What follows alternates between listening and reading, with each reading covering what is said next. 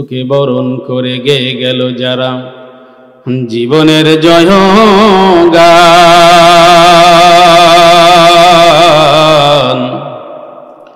দিনের খাতিরে যেন কাতারে সর্বস্ব করেছে দান, অর্ধ পৃথিবী করেছে শাসন, অর্ধ পৃথিবী করিল শাসন। তালি দেওয়া জামা গায়ে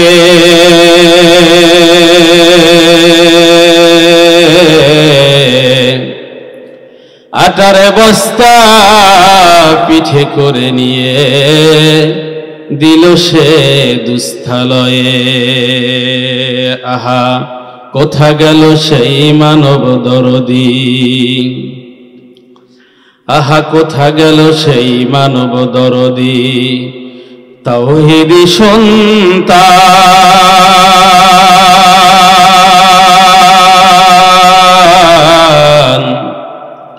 কোথা গেল সেই সোনার মানুষ, কোথা সে মুসলমান। লা ইলাহা ইল্লাল্লাহ,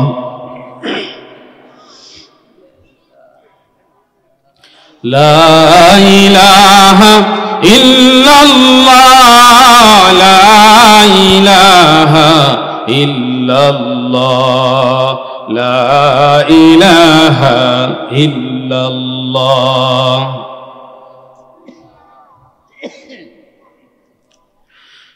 নৌকা চলে না মাঝি ছাড়া, গাহারি চলে না চালক সারা, দুনিয়া চলে না আল্লাহ সারা, মুমিন চলে না জিকির ছাড়া। লা ইলাহা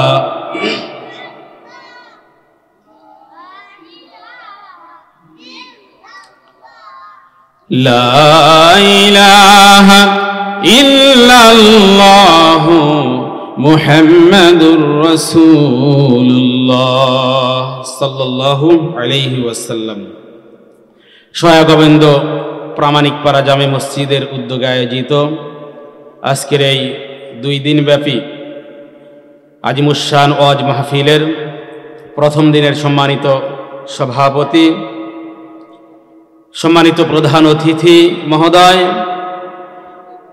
আজকের অধিবেশনের মধ্যমণি প্রধান আলোচক মাওলানা আবুল বাশার হেলালি সাহেব মাদ্দাজিল্লাহুল আলী, বিশেষ ওয়াইজিন বৃন্দ এবং আমার সামনে উপবিষ্ট পিতৃ সমতুল্য মুরব্বিয়ানে কেরাম, তাওহীদের ঝান্ডাবাহী যুবক ভাইয়েরা, আগামী দিনের রাঙা প্রভাত স্নেহাস্পদ কচিকাচা। আলোচনার প্রারম্ভেই আমরা সকলেই ওই মহান প্রভুর দরবারে শুকরগুজার হব, যেই আল্লাহ জাল্লা শানুহু আমাদেরকে অত্যন্ত দয়া করে মায়া করে ভালোবেসে এত সুন্দর একটি সুশৃঙ্খল আয়োজনের মধ্যে আসবার এবং বসবার মতো তৌফিক দান করলেন। এজন্য সকলেই ভক্তি ভরে সন্তুষ্ট চিত্তে সমস্বরে উচ্চ আওয়াজে কালিমাতুশ শুকর আদায় করি, সকলেই পড়ি আলহামদুলিল্লাহ। অতঃপর লাখে করে দরুদ মানবতার মুক্তির সনদ সাইয়্যিদুল কাউনাইন খাতাবুল মুরসালিন রাহমাতাল লিল আলামিন সরকারে দো জাহান নবী হযরত মুহাম্মদ রাসূলুল্লাহ সাল্লাল্লাহু আলাইহি ওয়াসাল্লামের রওজায়ে তাহরে সকলেই ভক্তি ভরে একবার দরুদ শরীফ পড়ি সাল্লাল্লাহু আলাইহি ওয়াসাল্লাম। মুহতারাম হাজিরিন, আয়াতে কারিমা তেলাওয়াত করেছি, ওই আয়াতের উপরেই ইনশাআল্লাহ আলোচনা করব। এই আয়াতের ভিতরে আল্লাহ রাব্বুল আলামিন ঈমানদারদেরকে ডেকেছেন। কাদেরকে ডেকেছেন বলুন তো দেখি? আমরা এখানে যারা বসেছি আমাদের মধ্যে কি আমরা ঈমানদার কেউ আছি? কারা কারা ঈমানদার আছে একটু হাত উঠায় দেখাই। নারায়ে তাকবীর, নারায়ে তাকবীর। আলহামদুলিল্লাহ, আমরা সকলেই ঈমানদার। এই ঈমানদারদেরকে আল্লাহ তাআলা ডেকেছেন, সুবহানাল্লাহ বলেন। আশেপাশের কোনো সাধারণ মানুষ যদি আমাকে ডাকে তাহলে সাড়া দেওয়ার বাচন ভঙ্গিটা একরকম হয়।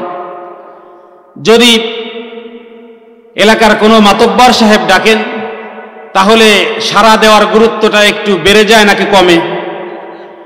যদি এলাকার কমিশনার ডাকে আমাকে আরো গুরুত্ব বাড়ে, যদি এই সিটির মেয়র সাহেব ডাকে তাহলে তো আরো গুরুত্ব, আর যদি এমপি সাহেব আমাকে ডাকেন আর কল করেন তাহলে তো আমি থাকি না। কথা ঠিক বললাম না ভুল বললাম? প্রধানমন্ত্রী যদি কল করে আমাকে তাহলে তো আমি নিজে যে কি হয়ে গেছি সেটাও আর মনে থাকে না। কথা ঠিক কিনা বলেন? তাহলে মানুষের ব্যক্তিত্ব, যে ডাকলেন আহ্বানকারীর ব্যক্তিত্ব অনুযায়ী আমার সাড়া দেওয়াটা ওই গুরুত্ব অতটুকুন ওই পর্যায়ে থাকে, যেই পর্যায়ে যেই মানুষটা ডেকেছে সেই মানুষটার ব্যক্তিত্ব যত বড় তা গুরুত্বটা তত বড় হয়ে যায়। কথা ঠিক কিনা বলেন? তো আল্লাহ রাব্বুল আলামিন মহান আহকামুল হাকিমিন শুধু কি বাংলাদেশের বাদশা নাকি? গোটা পৃথিবীর বাদশা আল্লাহ রাব্বুল আলামিন, সমস্ত রাজাদের রাজাধীরাজ যিনি, সেই আল্লাহ তাআলা আমাকে ডাকলেন। কোথায় ডাকলেন? মহাগ্রন্থ কুরআনুল কারীমের ভিতরে ডাকলেন। তাহলে আল্লাহ তাআলার এই ডাকের সাড়াটা আমাদেরকে গুরুত্বের সাথেই দিতে হবে নাকি গুরুত্বহীন অবস্থা অবহেলায় দিলেই চলবে? গুরুত্বের সাথেই দিতে হবে। তাহলে আল্লাহ তাআলা আমাদেরকে ডেকেছেন ইয়া আইয়ুহাল্লাযীনা আমানু, হে ঈমানদারেরা। তাহলে কান খাড়া করুন ওই গুরুত্বের সাথে, যেই গুরুত্বের সাথে কান খাড়া করলে, দিল মন এখানে লাগাইলে, যেই গুরুত্ব আমি আপনি দিলে এই মাহফিলে যারা বসি নাই তারা বসবো, যারা আশপাশে ঘোরাফেরা করতেছে তারা ঘোরাফেরা ছেড়ে দিয়ে তারা মাহফিলে প্যান্ডেলের দিকে চলে আসবো, যারা বসেছি গুরুত্বহীন অবস্থায় গুরুত্বের সাথে বসতে পারবো, সেই গুরুত্ব দিয়া আল্লাহ তাআলার এই আহ্বানকে আমাদেরকে কি করতে হবে? আহ্বানে সাড়া দিতে হবে। কথা ঠিক বললাম না ভুল বললাম? আল্লাহ রাব্বুল আলামিন বলেন ইয়া আইয়ুহাল্লাযীনা আমানু, হে ঈমানদারেরা। আরেকটা কথা, দুনিয়ার মানুষ এর পজিশন অনুযায়ী ডাক দিলে তার ডাকের পরে যে যেমন পজিশনের মানুষ সে মানে ওই পজিশনের কথাই আমাকে বলেন।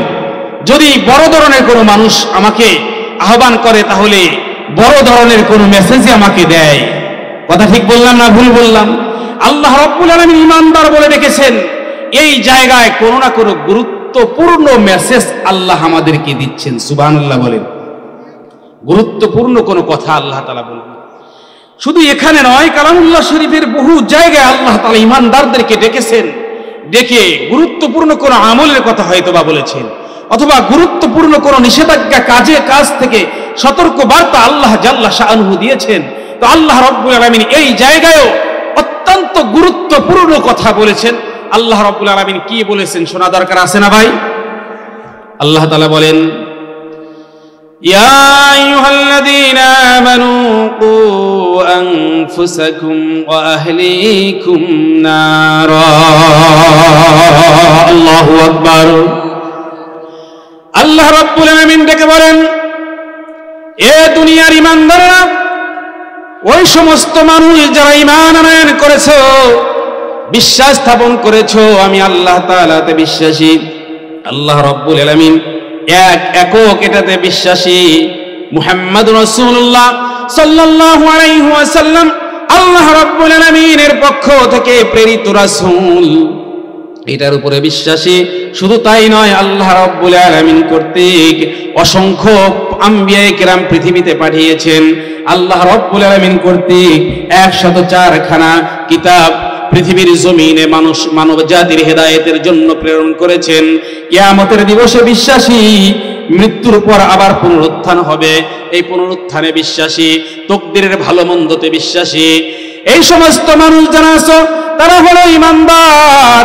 ওই সমস্ত ঈমানদারদেরকে লক্ষ্য করে আল্লাহ রাব্বুল আলামিন গুরুত্বপূর্ণ দামি একটি মেসেজ দেন, দামি এক সতর্ক বার্তা দিয়ে আল্লাহ রাব্বুল আলামিন আয়াতে কারিমা নাযিল করেন। আল্লাহ তাআলা বলেন আনফুসাকুম। প্রথম কথাই আল্লাহ তাআলা বলেন, ও দুনিয়ার ঈমানদারেরা, নিজে বাঁচো। কোথা থেকে বাঁচবা? আল্লাহ তাআলা পরবর্তী অংশে আর একটা অপশন বলেন, ওয়াহলিকুম নারাব ওয়াহলিকুম, তুমি নিজে তো বাঁচবা, কুআনফুসাকুম, নিজে বাঁচবা, ওয়া আহলিকুম, তোমার আহাল পরিবার পরিজন যারা আছে তাদেরকেও বাঁচাও। সুবহানাল্লাহ বলেন। কোথা থেকে বাঁচবো?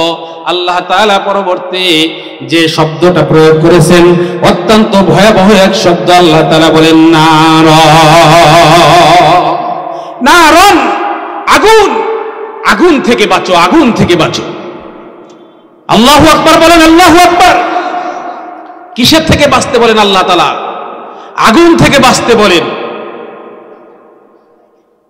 দুনিয়ার মধ্যে আগুন আছে, আমরা আগুন দেখতে পারি। ছোট্ট বাচ্চাকে বাবা সতর্ক করে, বাছা যেখানে যাও চুলার পারে যাও না, সেখানে গেলে কিন্তু আগুন লাগতে পারে। ম্যাচ লাইটটা হাতে দিতে চায় না, কেননা ম্যাচ লাইটটা হাতে নিয়ে হঠাৎ করে এমন জায়গায় জ্বালিয়ে দিবে, আগুন পুড়ে ভস্ম করে দিবে। কথা ঠিক বললাম না ভুল বললাম? ছোট বাচ্চাকে তার বাবা নিষেধ করে, মা নিষেধ করে, খেয়াল রাখে, সতর্কতার সাথে থাকে, ম্যাচ লাইট কোথায় রাখলাম, ছোট্ট বাচ্চা যেন হাতে না নেয়, ক্ষতি হয়ে যাবে, বড় ধরনের ক্ষতি। বড়রা ছোটদেরকে যদি আগুন নিয়ে খেলা করতে দেখে তাহলে সতর্ক করে, বাঁচা, আগুন নিয়ে খেলা করতেছে ভালো, কোথাও আগুন লাগাইয়া দিও না। কিসের জন্য বলে? আগুন একটা ভয়াবহ এক পদার্থের নাম। কথা ঠিক বললাম না ভুল বললাম? আগুন বড় ভয়াবহ এক পদার্থের নাম, যেই আগুনটা পাগলেও চেনে। চেনে কিনা বলেন? রাস্তা দিয়ে ঘুরে উলঙ্গ হয়ে যায়, কিন্তু ওর সামনে আগুন নিয়ে যাইবেন তো দেখবেন আগুন দেখা পাগল দৌড়ায় পলায়ন করে। ঠিক বললাম না ভুল বললাম? ছোট মাসুম বাচ্চা, মাসুম বাচ্চাও কিন্তু আগুন চেনার বয়স হয় নাই, তারপরেও যদি সেখানে একটু হাত দেয় আর সেকা লাগে তাহলে হাতটা সরায় নেয়। কেন? আগুনের ভিতরে দহন ক্ষমতা আছে, জ্বালিয়ে পুড়িয়ে ভস্ম করার ক্ষমতা আছে। পয়গম্বর হযরত মূসা নবীনা আলাইহিস সালাতু ওয়াস সালাম, উনি যখন ফেরাউনের ঘরে আসলেন, মতান্তরে ৮০,০০০ শিশু সন্তানকে জবেহ করেছিল ফেরাউন। নাউজুবিল্লাহ বলেন, নাউজুবিল্লাহ। কেন জবাই করেছিল? ওই যে জ্যোতিষীরা, জাদুকরেরা বলেছিল যে খুব শীঘ্রই আপনার শত্রু পৃথিবীতে আগমন করতেছে, যে আপনার রাজত্ব খতম করে দিবে, আপনার খোদাইও খতম করে দিবে। আল্লাহু আকবার বলেন। মূসা আলাইহিস সালাতু ওয়াস সালামকে পালতেছেন, হঠাৎ করে একদিন কোলের মধ্যে উঠে এমন ভাবে বাম হাত দিয়ে থাপ্পড় মারছেন তো মাথা ঘুরে গেছেন। সুবহানাল্লাহ বলেন। নবুয়তির হাত তো, ভবিষ্যৎ নবী হবে, তো থাপ্পড় মারছেন, মাথার চান্দি সহ ঘুরে গেছে। তো এই ওজন সহ্য করতে পারে নাই, ফিরাউনের রাগ হয়ে গেছে। আসিয়াকে বলে, কোন সন্তান পালতে নিয়ে আসলা? এই সন্তানই তো মনে হয়, এই সন্তানটাকে আমি মোহাব্বত কইরা রহম করে দয়া করে এই সন্তানটাকে আমি বাঁচায় রাখলাম, আমার ঘরে স্থান দিলাম, সে আমাকে এমন থাপ্পড় মারল। থাপ্পড়ের ওজন কি তুমি জানো? আমার তো মন বলছে যে এই সন্তানটাই আমার শত্রু হয়ে যাবে। সুবহানাল্লাহ বলেন, সুবহানাল্লাহ। পরীক্ষা করতে চাইলেন, একটা স্বর্ণের একটা টুকরা এক পাশে রাখছেন, আর ওর পাশেই রেখে দিয়েছেন একটা আগুনের আংরা, যে দেখি সে কি করে। শেষ পর্যন্ত তো স্বর্ণের টুকরার প্রতি একটা আকর্ষণ তো আছে ছোট বাচ্চাদের, তো ওই দিকেই যাইতেছিলেন হামাগুড়ি দিয়ে। এই যখন নাকি স্বর্ণের টুকরার উপরে হাত দিবেন, জিব্রাইল আলাইহিস সালাতু ওয়াস সালাম বলেন যে আল্লাহ তাআলা আমাকে হুকুম করলেন, তো আমি মূসার দেখলাম আল্লাহ তাআলা বললেন, জিব্রাইল, মূসা যদি অগ্নিকুণ্ডের ভিতরে, অগ্নির আগুনের আংরার ভিতরে হাত নিয়ে দিয়ে স্বর্ণের উপরে হাত দেয় তাহলে মূসাকে জবে করে দিবে, তো ওর হাতটাকে ঘুরাইয়া আগুনের আংরার উপরে রেখে। সুবহানাল্লাহ বলবেন না? মুসলমান বন্ধুগণ আমার, জিব্রাইল আলাইহিস সালাতু ওয়াস সালাম তড়িৎ বেগে এসে মূসা আলাইহিস সালাতু ওয়াস সালামের কচি হাতটা ধরে স্বর্ণের টুকরার উপর থেকে উঠাইয়া আগুনের আংরার উপরে রেখে দেয়। সুবহানাল্লাহ। ছোট বাচ্চাদের আদত অভ্যাস হলো যা হাতের ভিতরে আসে ওটা মুখের ভিতরে দিয়ে দেয়, সেটা কোন ধরনের বস্তু সেটা দেখার সময় নাই। আগুনের আংরা হাতের ভিতরে নিয়েই মুখের ভিতরে দিছেন, দেওয়ার কারণে তার জিহ্বার একটু পুড়ে গিয়েছিল। এই ঘটনা বলা আমার মাকসাদ নয়। ছোট বাচ্চা আগুনের মুখের ভিতরে যখন ছোঁয়া লাগছে, হাতের ভিতরে ছোঁয়া লাগছে, মুখের ভিতরে দিচ্ছে, মুখের ভিতরে ছোঁয়া লাগার সাথে সাথে আগুনের আংরা ফেলে দিচ্ছেন। তো আগুনের দহন কেউ কি সহ্য করতে পারে? আর আগুন সবাই চিনে, আগুন কি পরিমাণ ব্যাপক পরিমাণের ব্যবহারের ক্ষেত্রে ব্যাপক করে দেওয়া হয়েছে। কেন ব্যাপক করে দেওয়া হয়েছে? কেমন ব্যাপক করে দেওয়া হয়েছে? কয় একটা এই আগুনটা, এই আগুন ব্যবহার করে না এমন কোনো জায়গায় পাওয়া যায় না। এই যে মাউথপিস চলতেছে, এখানে এর পিছনে আগুন আছে, ওই যে বিদ্যুৎ, বিদ্যুৎ আগুনের এটা আধুনিক একটা প্রসেসিং। মুহতারাম হাজিরিন, আপনার জন্মের পর যে একটা গোসল দেওয়া হয়, গোসলটাও কিন্তু আগুন দিয়ে গরম করে তারপরে যে পানি গরম হয় সেই পানি দিয়ে বাচ্চাকে গোসল করানো হয়। কথা ঠিক বললাম না ভুল বললাম? শুধু কি তাই, এই জন্মের পর থেকে নিয়ে আপনার যত খাবার আপনি খেয়েছেন, যেই খাবার খেয়ে আপনি বেঁচেছেন, সেই খাবারগুলো আগুন দিয়েই তৈরি করা হয়। সুবহানাল্লাহ বলেন, সুবহানাল্লাহ। শুধু কি তাই না, আপনার এই যে শরীরের ভিতরে পোশাক, এই পোশাকটা, এই পোশাকের ভিতরে আমরা দেখি কাপড়, কাপড়ের ভিতরে আছে সুতা। এই সুতা আপনি যদি জোলাপাড়ায় যান, যেখানে তাপ বুনানো হয়, ওই জায়গায় গেলে দেখবেন এই সুতা আগুনের তাপ দিয়ে কিভাবে প্রসেসিং করে। কথা ঠিক বললাম না ভুল বললাম? তার মানে আল্লাহ রাব্বুল আলামিন সেই জায়গাও আগুনের ব্যবহার রেখেছেন। শুধু কি তাই নয়, তাই না, শুধু তাই নয়, আপনি মৃত্যু বরণ করেছেন, মৃত্যুর পর যখন আপনাকে শেষ গোসলটা করানো হইবে, যেই পানি দিয়া, সেই পানিটাও আগুন ব্যবহার করে, আগুন দিয়ে জাল করে তারপরে ওই পানি দিয়ে আপনাকে গোসল করানো হয়। তার মানে আল্লাহ রাব্বুল আলামিন জন্মের পরের যে গোসলটা, সেখান থেকে শুরু করে আপনি পৃথিবীতে জীবন ধারণ করার জন্য আপনি যা খানা খান, এই জীবন ধারণ করার জন্য যেই মৌলিক খাবারগুলো, সেই খাবারগুলো আগুন দিয়েই তৈরি করানো হয়। আপনি যেই পোশাকগুলো পরেন, সেই পোশাকগুলো আগুন দিয়েই তৈরি করা হয়, উপযুক্ত করা হয়। শুধু তাই নয়, একদম শেষ বিদায়ের গোসলটাও আগুন দিয়ে পানি গরম করে আপনাকে কি করা হয়, শেষ গোসলটা করিয়ে তারপরে আপনাকে বিদায় দেওয়া হয়। তার মানে আল্লাহ রাব্বুল আলামিন বুঝাইতে চান, বান্দারে, জন্মের পর থেকে নিয়ে মৃত্যুর শেষ গোসলটা পর্যন্ত আমি আল্লাহ জাল্লা শানুহু আগুনের ব্যবহার রেখে দিয়েছি। এমনি এমনি আগুনের এত ব্যাপক ব্যবহার দেই নাই।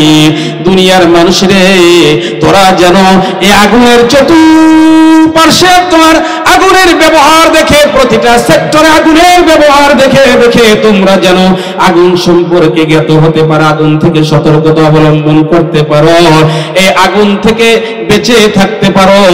এই আগুন থেকে বেঁচে থেকে শুধু এই দুনিয়ার আগুন নয়, আমি আল্লাহ রাব্বুল আলামিন বলি, ইয়া আইয়ুহাল্লাযীনা আমানু কু আনফুসাকুম ওয়া আহলিকুম নারা।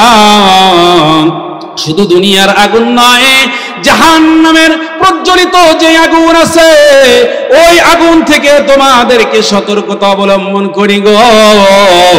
যেন দুনিয়ার আগুন ব্যবহারে ব্যাপকতা দেখিয়া, আগুনের ভয়াবহতা দেখিয়া, আগুনের ক্ষতি সাধিত অবস্থাগুলো দেখে দেখে তোমরা জাহান্নামের কঠিন আগুন থেকে তোমরা নিজেকে বাঁচাতে পারো।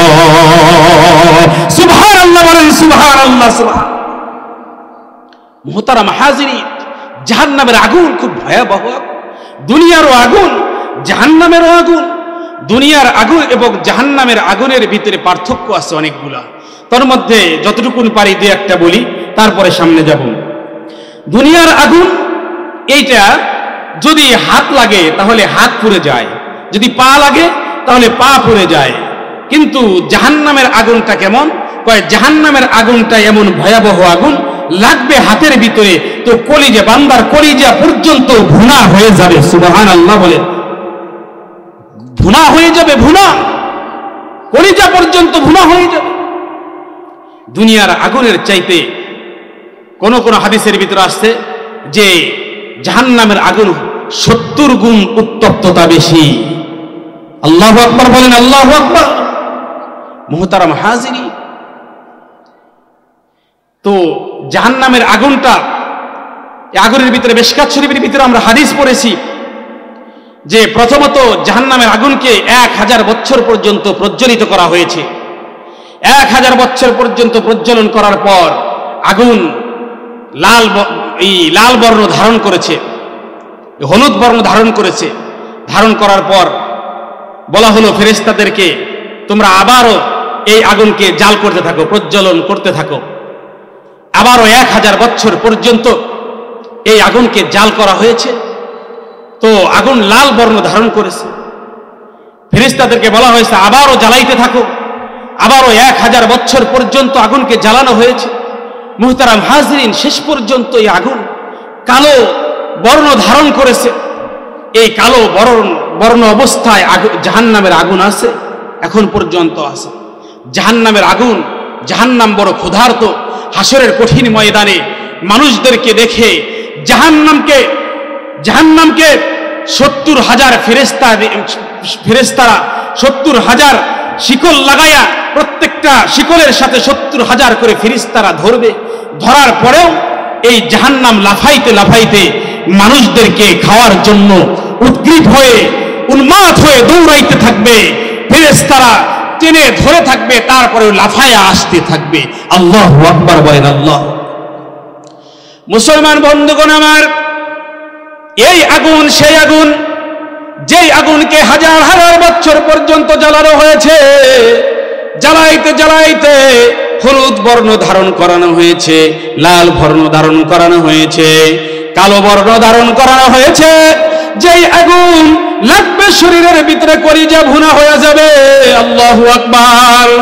সেই আগুন থেকে আল্লাহ রাব্বুল আলামিন আমাদেরকে বাঁচার জন্য আহ্বান করেন, সতর্কতা অবলম্বন করেন। বান্দা, তুমি তোমার নিজেকে জাহান্নামের আগুন থেকে বাঁচাও।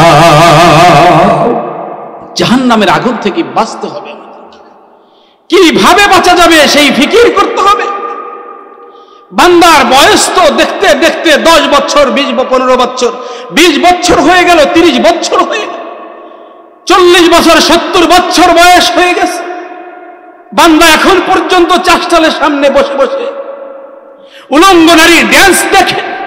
কিন্তু আল্লাহ তাআলা যে বললেন জাহান্নামের আগুন থেকে তুমি তোমার নিজেকে বাঁচাও, এই ফিকির এখন পর্যন্ত আসলো না।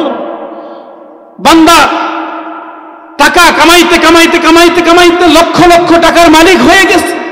বান্দার দিমাগের ভিতরে ফিকির এখন পর্যন্ত আসলো না।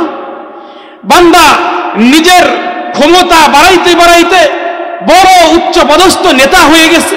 কিন্তু নেতা দুনিয়ার সব বুঝলো, ক্ষমতা বুঝলো, টাকা বুঝলো, গাড়ি বুঝলো, নারী বুঝলো, কিন্তু নেতা এখন পর্যন্ত জাহান্নামের আগুন থেকে নিজেকে বাঁচাইতে পারলো। তুমি কোন ধরনের সফল, তুমি কোন ধরনের সফলতা অর্জন করেছো বলো? অথচ আল্লাহর হাবিব বলেন, আল কাইয়িসু মান দানা নাফসাহু ওয়া আমিলা লিমা বাদাল মাউত। দুনিয়ার ভিতরে যারা কোটি কোটি টাকার মালিক হয়েছে, তারা কি সফল হয়েছে? তারাই কি চালাক? তারাই চতুর? দুনিয়ার ভিতরে আরেকজনকে ঠকিয়ে নিজে বহু টাকার মালিক হয়ে গেছে, আরেকজনকে পিছিয়ে ফেলে নিজে বহুত বড় নেতা হয়ে গেছে, পদ পদবীর মালিক হয়ে গেছে। সেই কি চালাক? 5 তলা 10 তলা বিল্ডিং এর মালিক হয়ে গেছে, 1টা 2টা 5টা বাড়ির মালিক হয়ে গেছে। সেই কি চালাক? না। আল্লাহর হাবিব বলেন সে চালাক নয়। চালাক তো ওই ব্যক্তি, আল কাইয়িসু মান দানা নাফসাহু ওয়া আমিলা লিমা বাদাল মাউত, যে তার নফসের সাথে জিহাদ করে, যে তার নফসের খায়ের সাথে নফসের পিছনে পড়ে না, না পড়ে নিজের নফসের বিরোধিতা করে। ওয়া আমিলা লিমা বাদাল মাউত, মৃত্যু পরবর্তীকালীন জিন্দেগির জন্য সে আমল করে। কবরের ভিতরে গিয়ে কার আমল বেশি আছে? মৃত্যু পরবর্তীকালীন জিন্দেগির জন্য আমল বেশি কে করেছে? ওই ব্যক্তি চালাক, ওই ব্যক্তি চতুর। আল্লাহর হাবিব কে কত বুদ্ধির মালিক, কে কত টাকার মালিক, কে কত বড় পদবীর মালিক তাকে চালাক বলেন নাই। চালাক কাকে বলেছেন? ও গরিব হতে পারে, মিসকিন হতে পারে, সমাজের একজন অবহেলিত একজন মানুষ হতে পারে। সে যদি আমল ভালো থাকে, মৃত্যু পরবর্তীকালীন জিন্দেগির জন্য সে আমল করেছে, কিছুই নাই তার জিন্দেগিতে, কিছুই করে না, ওই চালাক। চোখটা বন্ধ করো, চোখটা বন্ধ করো, দৃশ্যপট পাল্টে যাবে। আজকের রাজা কবরের মধ্যে ফকির হয়ে যাবে। আজকের ফকির আমল ভালো তো কবরের মধ্যে সে বাদশা হয়ে যাবে। সুবহানাল্লাহ জোরে বলতে হবে, সুবহানাল্লাহ, সুবহানাল্লাহ। কি মনে করছেন আপনি নিজেকে বহুত চালাক মনে করেন? না, চালাক না। আজ মাহফিল চলে, বক্তা বয়ান করতেছে, বক্তা করুক, বক্তার কাজ বক্তা করতেছে, আমি ঘুরি, আমি মেলার ভিতরতে ঘুরি, আমি ভর্তি করি। তুমি চালাক না? চালাক না, তুমি চালাক নয়। নিজেকে বাঁচতে চাও, বাঁচাতে চাও তো উলামায়ে কিরামের সান্নিধ্যে আসো, কুরআন সুন্নাহর আলোচনা যেখানে হয় সেখানে আসো, মসজিদে যাও, মাদারিস সমূহ তুমি যাও, সেখানে গিয়ে তুমি তোমাকে নিজেকে বাঁচাও। মুসলমান বন্ধুগণ আমার, যে কথা বলতেছিলাম, 1 নম্বর কথা আল্লাহ তাআলা বলেন, হে ঈমানদারেরা, নিজেদেরকে জাহান্নামের আগুন থেকে বাঁচাও। আর 2 নম্বর কথা কি?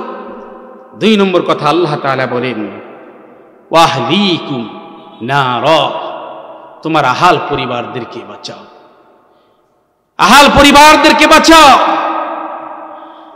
তুমি নিজেই শুধু বাঁচবা, নিজে হাজী সাহেব, ছেলেটার খবর নাই, মেয়েটার খবর নাই, নিজে তুমি বড় বুজুর্গ হয়ে গেছো, তাহাজ্জুদ পর্যন্ত বড়, কিন্তু মেয়েটা আলটা মডার্ন, মেলার ভিতর দিয়ে ঘুরে, পার্কে প্রবৃত্তি স্থানে ঘুরে, বেপর্দা বেহায়া অবস্থা, বেলাল্লা পড়ায়, হাজারটা যুবককে নষ্ট করে, যুবকদের শুধু নয় বৃদ্ধদের পর্যন্ত দৃষ্টি নষ্ট করে ফেলায়। তুমি কয় নম্বরের বুজুর্গ হইছো এটা কবরের ভিতরে গেলে দেখা যাবে, কবরের ভিতরে গেলে দেখা যাবে। আজকে সন্তানদেরকে মানুষ করার প্রতি আমরা অবহেলা, আমাদের সন্তানদেরকে আমরা অবহেলায় ফেলে দিয়েছি। আমরা অবহেলা করি দিনকে, সন্তানও দিনকে অবহেলা করতেছে। কেমন করে অবহেলা করি? আজকে সব শিক্ষা আছে সমাজে, কিন্তু কোরআন শিক্ষার গুরুত্ব নাই। আমি কথা কি ঠিক বললাম নাকি ভুল বললাম? বলুন তো দেখি। গুরুত্ব আছে? আপনার ইংলিশ একটা টিচার রেখেছেন 5,000 টাকা দিয়া, 1 ঘন্টা আধা ঘন্টা পড়াইবে, মাসের ভিতরে সপ্তাহে 4 দিন পড়াইলেই চলে, মাসের ভিতরে 16 দিন পড়াইলে মাস হয়ে যায়, 5,000 টাকা বেতন দেই। কিন্তু কুরআনুল কারীম, আমি কত বড় কপাল পোড়ার হতভাগ্য একজন গার্ডিয়ান, আমি কত বড় নিমক হারাম একজন গার্ডিয়ান যে আল্লাহ তাআলা আমাকে আদর করে ভালোবেসে সন্তান দিল। কতজন সন্তান চেয়ে পায় না, কত সন্তান, কত বাবা, কত ভাইয়েরা সন্তান পায় না, সন্তান নাই, নিঃসন্তান। কত মেয়েরা নিজের সন্তান নাই, নিঃসন্তান, আল্লাহ তাআলার কাছে কান্নাকারি করে, আল্লাহ আমাকে যদি একটা সন্তান দিতেন। আরে কপাল পোড়া, তোমাকে সন্তান দিয়েছে, সেই সন্তান পাবার পরেও যে আল্লাহ তাআলা দিল, তুমি সেই আল্লাহ তাআলার সাথে গাদ্দারি করো। সন্তানটাকে তুমি কোরআনের শিক্ষা দাও না। যখন ইংলিশ টিচার রাখি 5,000 টাকা 10,000 টাকা, কোনো ব্যাপার না। কমার্সের, তারপরে কঠিন যে বিজ্ঞান ম্যাথের শিক্ষক রাখি 5,000 10,000 টাকা, যাক না কেন, কিন্তু কুরআনুল কারীম যখন পড়ানোর হয় তখন কয় যে পাঠায় দেয় যে মক্তবে, 50 টাকা দিলেও হয়, না দিলেও হয়, বা পাঠায় দাও ওই কি কয় ওই প্রাইভেট মাস্টার একটা নিয়ে আসো, এলাকার হুজুরকে নিয়ে আসো, 500 টাকা বা 300 টাকা ধরায় দিলেই চলবে। কথা ঠিক বললাম না ভুল বললাম? মুহতারাম হাজিরিন, অথচ তলাবুল ইলমি ফারিদাতুন আলা কুল্লি মুসলিমিন ওয়া মুসলিমা, মুসলিমুন, সেখানে নারীও আছে, পুরুষও আছে। নারীদেরকে কোরআন শিখাও, পুরুষদেরকেও কোরআন শিখাও, সন্তান ছেলেদেরকে মেয়েদেরকে কোরআন শিখাও। কোরআন শিখানোর প্রতি আমার আপনার অনীহা। ওই কোরআনটা শিখাইতে গেলে সন্তান যে কোরআন শিখতেছে না, এর প্রতি আমার কোনো ভ্রুক্ষেপ নাই, না আমি কোরআন। ইমাম সাহেব কোথায় আছে, এদেরকে খোঁজ করে নিয়ে আসো। তাও তাও তো এখন পর্যন্ত এতদিন হলো আসি, একজন মানুষ এখন পর্যন্ত বলল না হুজুর আমার সন্তানটাকে টাকা দেন আর না দেন, আমার সন্তানটাকে একটু কোরআন পড়াইয়া দিয়েন, একজন মানুষ হয়তো পাইলাম না। ইল্লা বলুন আমার ভিতরে কতটুকু বোধ শক্তি আছে বলুন। ওয়াহলিকুম নারা, আল্লাহ তাআলা বলেন তোমার আহাল পরিবারদেরকেও জাহান্নামের আগুন থেকে বাঁচাও, জাহান্নামের আগুন থেকে বাঁচাও। কোরআনের শিক্ষা দাও, আদর্শ শিক্ষা দাও, এবং কি ইসলামের যে সোনালী আদর্শ আছে, আল্লাহর হাবিব সাল্লাল্লাহু আলাইহি ওয়াসাল্লামের আদর্শের উপর দিয়ে পৃথিবীতে আর কোনো আদর্শ নাই। কথা ঠিক বললাম না ভুল বললাম? কোরআনের আদর্শ, আল্লাহ রাসূল সাল্লাল্লাহু আলাইহি ওয়াসাল্লামের সুন্নাতের আদর্শ দিয়ে নিজের জিন্দেগি গঠন করো, নিজের সন্তানের জিন্দেগি গঠন করো। সাহাবায়ে কিরামের আদর্শ অনুপ্রাণিত হও। অথচ আমরা আজকে আসি নেইমার আর মেসি নিয়ে, ব্রাজিল আর্জেন্টিনা আর কোন জায়গায় কি আছে সেইগুলো নিয়ে আসছে, আমার সন্তানেরা আছে। আমরা আছি ভারতীয় উলঙ্গ সিরিয়ালগুলো নিয়ে, কিন্তু সাহাবায়ে কিরামের আদর্শ শিক্ষা দেওয়া হয় না। হযরত হুযায়ফার আদর্শ শিক্ষা দেওয়া হয় না, হযরত ওমর ইবনে খাত্তাবের আদর্শ শিক্ষা দেওয়া হয় না, আবু বকরের আদর্শ শিক্ষা দেওয়া হয় না, হযরত মুহাম্মদুর রাসূলুল্লাহ সাল্লাল্লাহু আলাইহি সাল্লামের আদর্শ শিক্ষা দেওয়া হয় না। অথচ মুখে মুখে বলে লা ইলাহা ইল্লাল্লাহ মুহাম্মাদুর রাসূলুল্লাহ, মুহাম্মাদুর রাসূলুল্লাহ।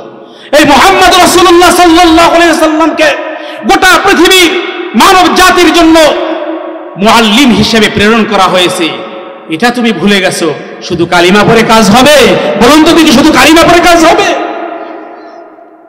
মুহাম্মাদি আদর্শ আমার ভিতরে নাই, আমার ঘরে নাই, আমার সন্তানাদিদের মধ্যে নাই, আমার হাল পরিবার পরিজনদের মধ্যে নাই। কথাগুলো আপনাদের কাছে হয়তো তিক্ত লাগতে পারে, কিন্তু শুনুন, এই নামে মাত্র মুসলমান হয়ে কখনো জাহান্নামের আগুন থেকে বাঁচা সম্ভব নয়, পুলসিরাতের ওই রাস্তা পার হওয়া সম্ভব নয়। ঠিক বললাম না ভুল বললাম? আপনার বোধ শক্তি দিয়ে বিচার করে আবার বলেন, কথা ঠিক বললাম না ভুল বললাম? মুহাম্মাদি আদর্শকে আমরা পাশ কাটিয়ে আমরা আছি লেনিনের আদর্শ নিয়ে, আমরা আছি কার্ল মার্ক্সের আদর্শ নিয়ে, আমরা আছি সেই আব্রাহাম লিঙ্কনের আদর্শ নিয়ে, পণ্ডিত তিহারের আদর্শ সমাজে বাস্তবায়ন করার জন্য আমি দৌড়াই, আমার সন্তানকে দৌড়ানোর জন্য অনুপ্রাণিত করি। কথা ঠিক বললাম না ভুল বললাম? অত ইসলামের আদর্শ সোনালী আদর্শ, এই আদর্শ দিয়ে আপনি ব্যক্তিগত জীবন সাজাইবেন তো ব্যক্তি জীবন সফল কাম হয়ে যাবে। যদি আপনি আপনার পারিবারিক জিন্দেগি কোরআনের আদর্শ দিয়ে সাজাইতে পারেন, তো আপনার পরিবার পারিবারিক জিন্দেগি জান্নাতি এক জিন্দেগি গঠন হয়ে যাবে। আপনার এই কোরআন এবং সুন্নাহর আদর্শ দিয়ে যদি আপনার সমাজকে আপনি সাজাইতে পারেন, ঢেলে সাজাইতে পারেন, তাহলে আপনার সমাজ হবে সোনার সমাজ। আপনি যদি কোরআনী আদর্শ দিয়ে, মুহাম্মাদি আদর্শ দিয়ে যদি আপনি আপনার রাষ্ট্রকে সাজাইতে পারেন, আপনার এই রাষ্ট্র হবে গোটা পৃথিবীর ভিতরে রোল মডেল। এর চাইতে সুন্দর আদর্শের কোন রাষ্ট্র পৃথিবীতে একটাও ছিল না, ওরকম থাকবেও না। কথা ঠিক বললাম না ভুল বললাম? অথচ আমি আসি গণতন্ত্র, তাকবীর, নারে তাকবীর, সভাপতির আগমন, দ্বিতীয় বক্তার আগমন, নারে তাকবীর। সম্মানিত উপস্থিতি, ইতিমধ্যেই আমাদের মাঝে আজকে জালসার দ্বিতীয় বক্তা এবং সম্মানিত সভাপতি উপস্থিত হয়েছেন। আপনারা যারা এলোমেলো ঘোরাফেরা করছেন, অতি দ্রুত জালসা প্রাঙ্গণে চলে আসুন।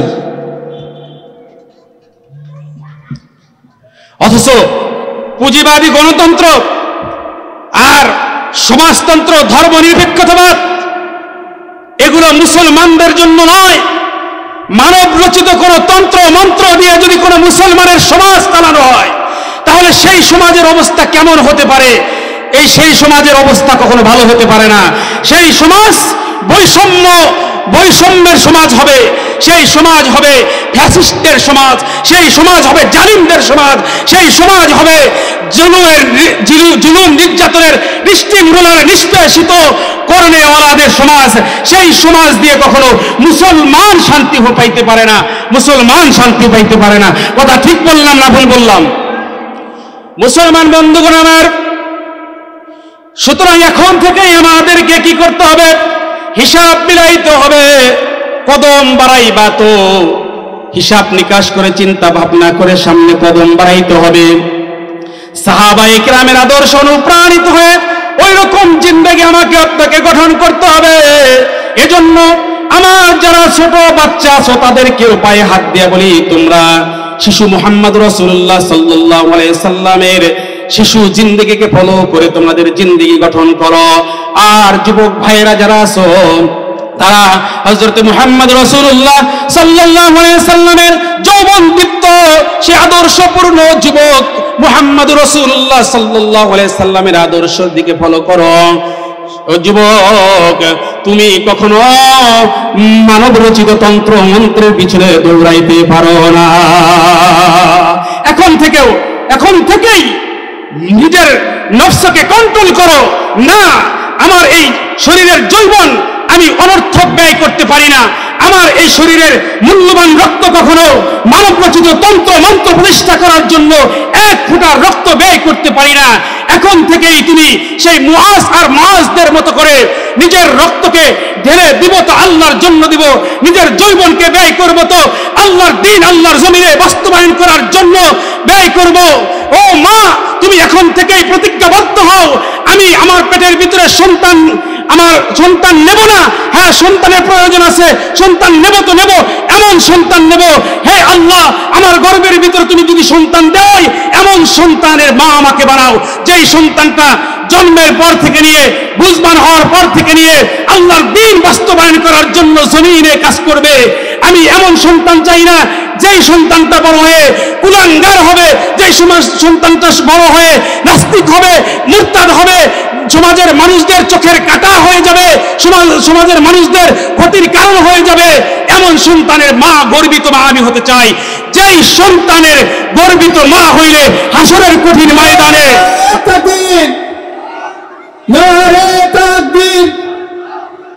প্রধান অতিথি আগমন, শুভেচ্ছা স্বাগতম, জাহিদ ভাইয়ের আগমন, জালসা কমিটির পক্ষ থেকে নারায়ে তাকবীর। জি ইনশাআল্লাহ, ভাঙাচোরা অল্প সময়ে যে কটা কথা বলেছি, যতটুকু আলোচনা করেছি, এই আলোচনার দিকে আমরা ফলো করব। আল্লাহ তাআলা বলে, ইয়া আইয়ুহাল্লাযীনা আমানু কু আনফুসাকুম ওয়া আহলিকুম নারা ইলা আখিরিল আয়া।